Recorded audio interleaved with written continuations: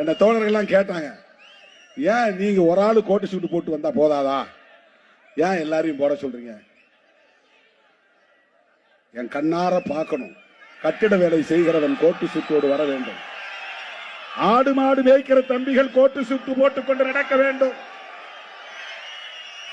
Auto ஓட்டுகிற தம்பி கோட்டு சூட்டு போட்டு நடக்க வேண்டும்.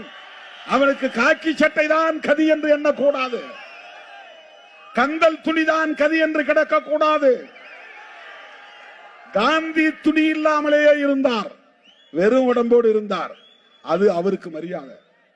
சமகாலத்தில் புகழ்பெற்ற தலைவராக விளங்கிய புரட்சியாளர் அம்பேத்கர் அவர்கள் ஒவ்வொரு நாளும் கோட்டு சூட்டோடு தான் வெளியே போவார். அந்த குடும்பம் வறுமையிலே உழன்ற போதும் உடையிலே கவனம் செலுத்தியவர் புரட்சியாளர் அம்பேத்கர். இன்னைக்கு என்னுடைய தம்பிகள் அத்தனை பேரும் என்னோட வந்து கோட்டு சூட்டோட நிக்கிறான். Blue shirt, blue pant, white shirt, red tie. அப்படியே அம்பேத்கர் மாதிரி நீ நடக்கணும், அம்பேத்கர் மாதிரி உணரணும்.